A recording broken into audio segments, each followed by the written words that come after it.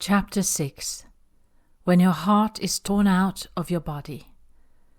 Somehow Anna Veronica makes it possible to go and visit Jacob during the Christmas holidays that same year, 9 months after their first meeting. He wants to see her and she wants to see him. But Anna Veronica is in a terrible state before she goes. With the constant mental and physical stress, she is feeling more and more exhausted, and sometimes it feels as if she is barely hanging in there. Later, when looking back, it would probably have been better not to go at all, but somehow she manages to arrange things back home so that she can go. When Jacob picks her up at the airport, it is more obvious that things have changed between them. They still talk and laugh at silly things, but he seems more distant now. The next day he goes to work, and when he comes home, he is glued to the TV screen all night, watching some horrible crime shows about deadly women. Jacob is not talking and is sending out a very strong "do not come near me" energy. Anna Veronica is utterly bewildered what to do, but after the second night she makes up her mind to try and talk to him. "Jacob?" She approaches him quietly from the side and stops a few meters away from him, careful not to come too close. "Yes?" He looks up from the TV. Can we talk?" "Sure. What is it?" I just wonder, what has happened since Easter?" Jacob looks tormented. He lowers his head. "It was a mistake. I let my guard down." Anna Veronica's heart sinks. She cannot believe it. "You let your guard down?"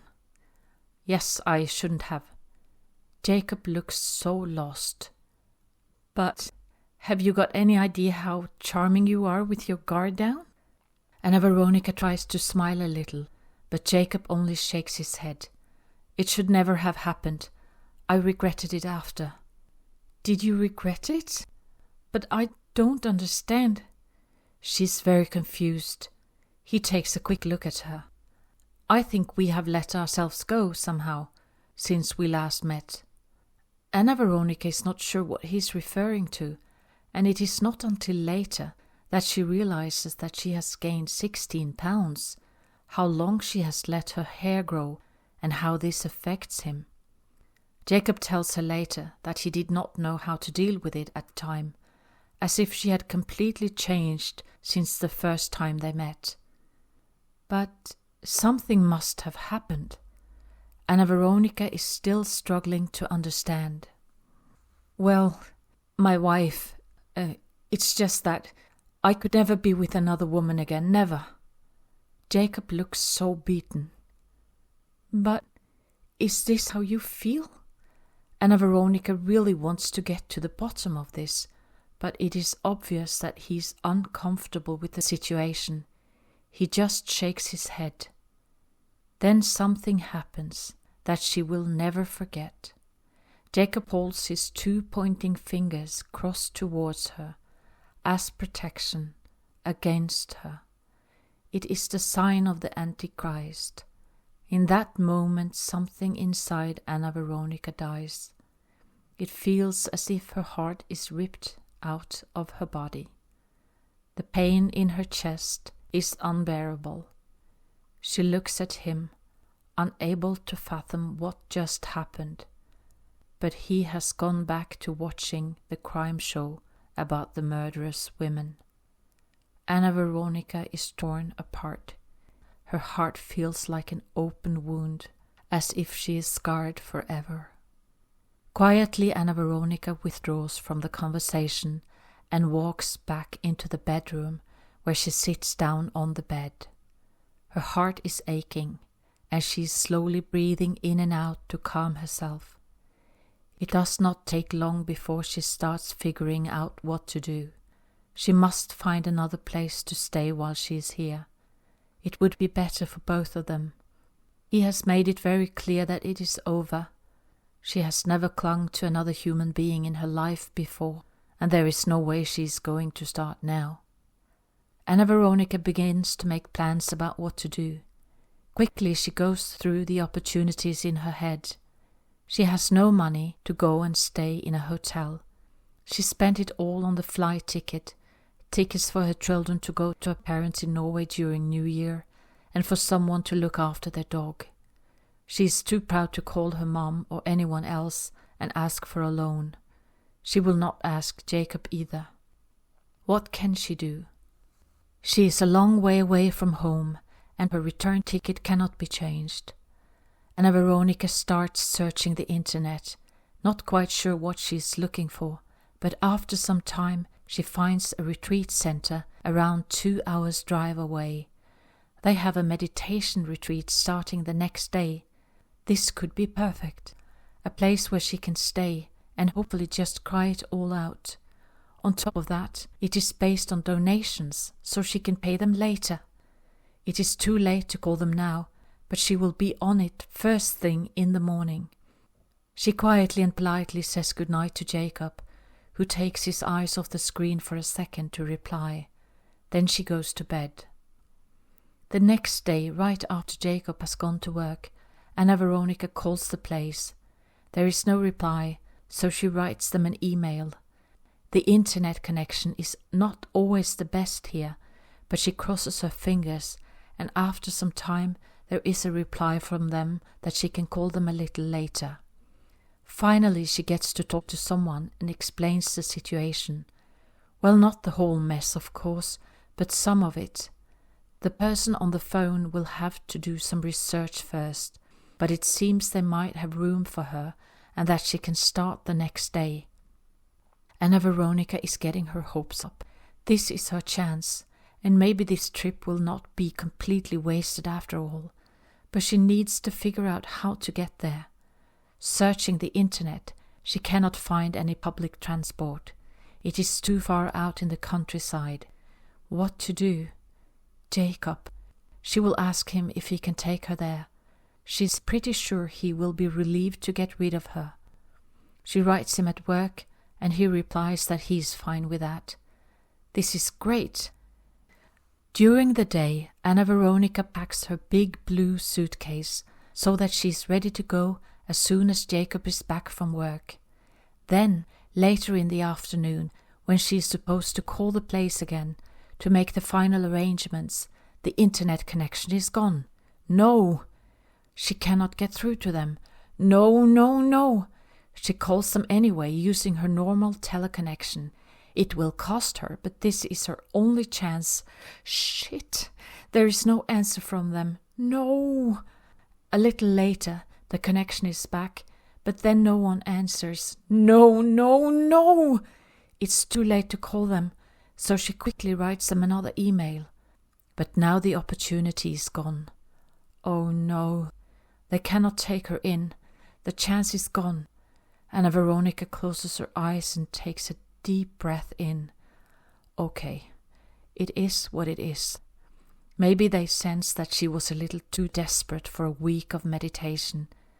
Maybe it was just not meant to be. Anna Veronica searches her mind. There must be other options. She could stay on the beach. It is warm enough in the night, and there are no dangerous animals here who would sneak up on her in the dark and eat her. There are some drug addicts, though. Jacob has told her about them. In a split second, Anna Veronica has a vision of herself dragging her big blue suitcase in the sand, trying to find somewhere to sleep. And then she lets go of the idea. It would be too crazy. Damn, she was so close.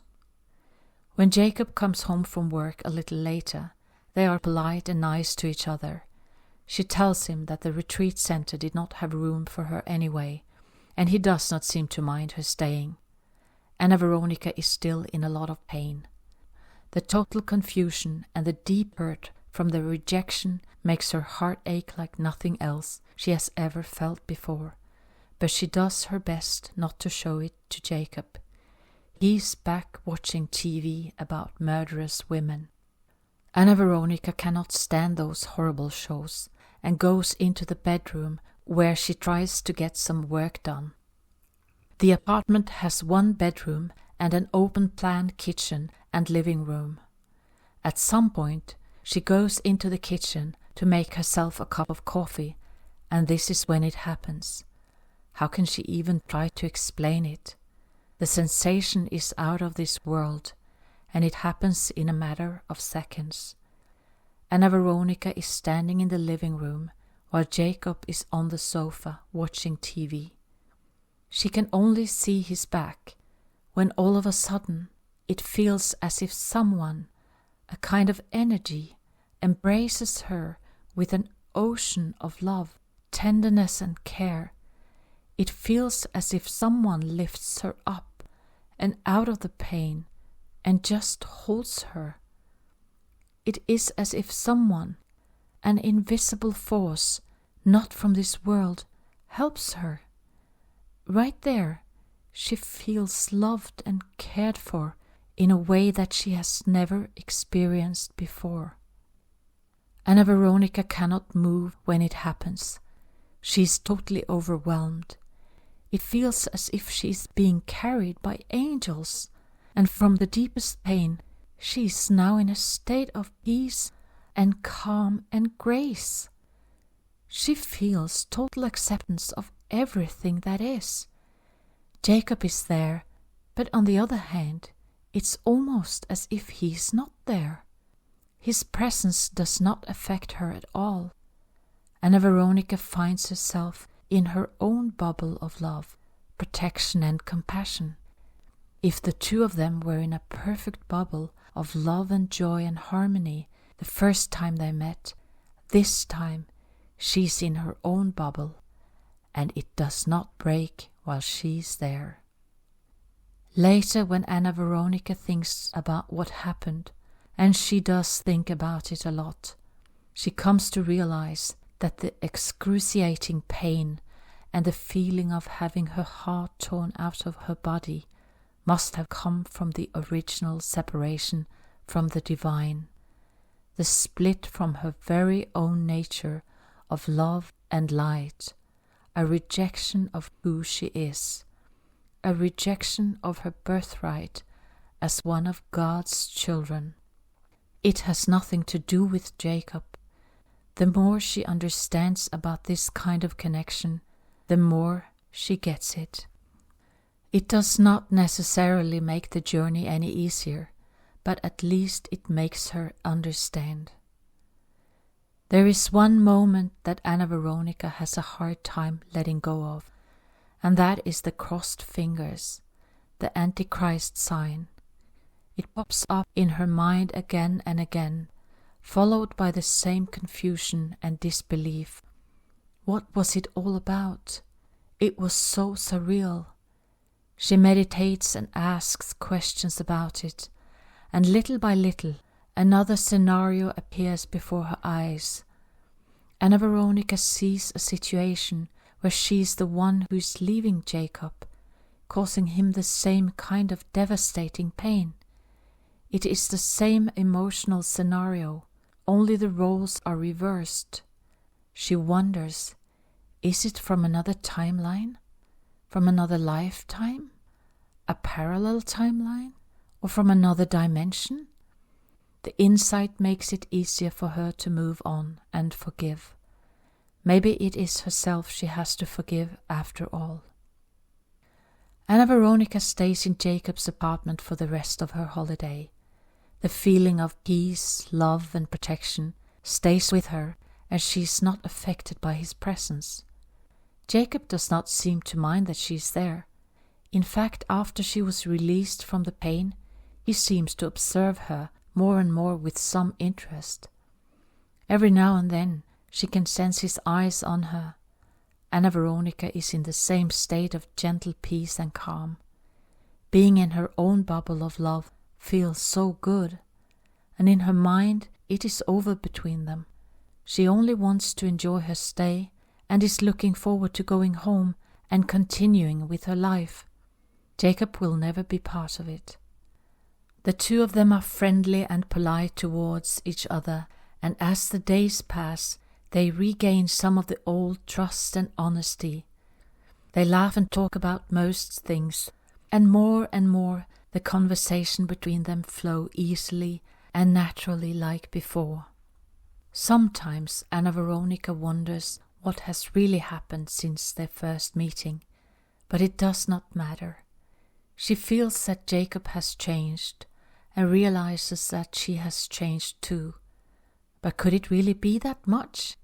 She is still the same in her heart.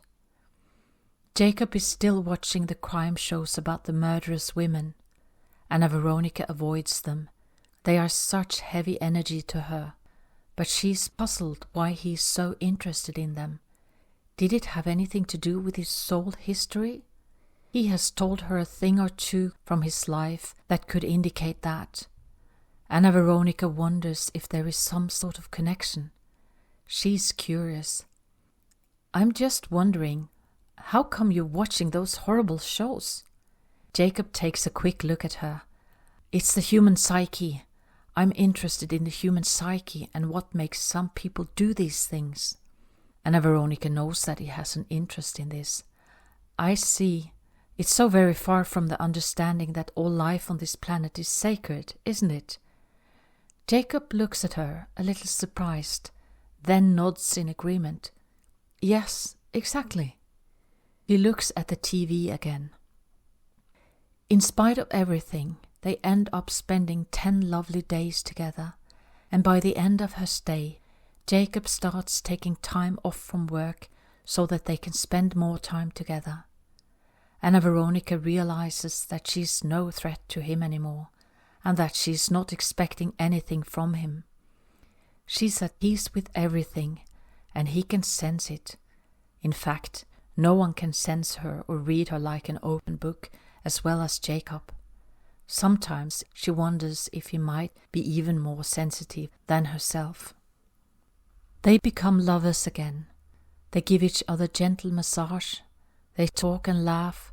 They go to cafes and restaurants together and for walks by the beach. One afternoon they stop by a public pool to sit on a bench and enjoy the view over the ocean.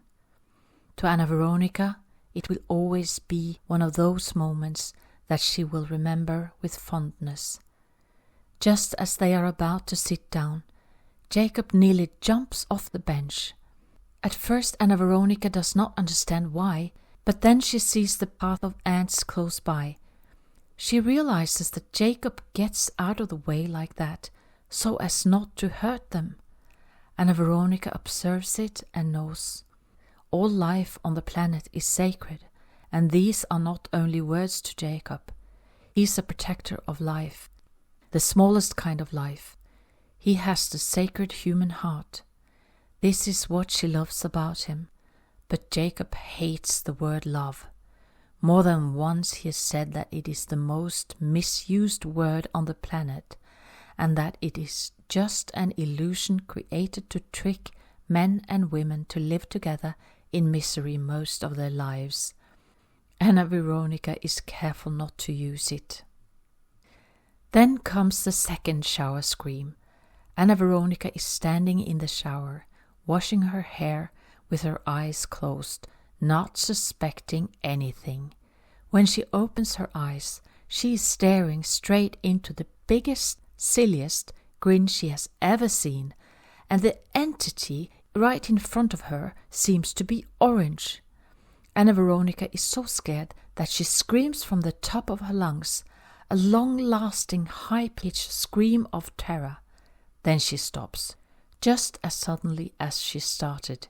It is Jacob, wearing a bright orange t-shirt, looking like Garfield in one of his cheekiest moments. For a split second he actually seems a little surprised at the unbelievable success of his plan, but then he bursts out laughing. Oh my God, you should have seen the fear in your eyes. Jacob is almost in a state of awe at this incredible moment. I cannot believe how brave I am. Anna Veronica looks at him with a gloomy expression. Then she shakes her head and laughs. I can't believe it. This scream was even more spectacular than the first one, and it seemed to last for seconds. Jacob is so pleased with himself and cannot stop laughing. If Hitchcock had seen me now, or heard me, I'd get a lead role in one of his films. She is amazed at Jacob, who is holding his hands to his belly, laughing so much that it hurts. You were screaming so loud, I thought the police would show up. Jacob goes into the bedroom to lie down on the bed, where he curls up and continues to laugh. I cannot believe you got me twice. Anna Veronica is giggling, and while she finishes her shower, she ponders. How she loves to hear Jacob laugh like that. It becomes the second famous shower scream, and even long after Anna Veronica is back home, Jacob writes her that he still finds himself laughing about it. When they are in a more serious mood, Jacob often talks about the state of the world. It is not the first time. He sometimes goes on and on about animal cruelty, filthy human beings, overpopulation, the human rights that protect disgusting criminals. He has told her that he used to work in a prison when he was younger, and that this was where he lost his innocence. I fucking hate people. Anna Veronica does not buy that though. No, you don't, I can tell. You are a people man. I can see it when we're out. The way you greet and smile at people, the way you enjoy talking to them, and I see how people enjoy talking to you too. Well, I fucking hate some people. I would love to go into the mountains as far away from people as possible. I hope you get the chance to do that one day. But you cannot fool me, Jacob. I know your heart. Anna Veronica smiles at him, and he shakes his head a little. You're not worthy of love, are you, Jacob? He looks at her, a little surprised, then lowers his head. I guess you've got a point there. Anna Veronica keeps the moment by the beach in her heart. A man who moves out of the way for ants in the gentlest of ways. How did that fit with watching all those crime shows about deadly women? She has accepted that the two of them will never be together. Still there is a voice in the back of her mind saying, why does he not want this? How could two people be so happy together and not meant to be together? She cannot get her head around it. The day comes when Anna Veronica is going home, and Jacob takes her to the airport. They've got some extra time, so they sit for a while and talk. She is happy to be going home and relieved that they can part as friends. So this is goodbye then. Anna Veronica smiles at Jacob, but he looks at her with an expression of surprise. He shakes his head a little. No, I think we will see each other again soon. Anna Veronica is puzzled. What did he just say? She frowns. Do you?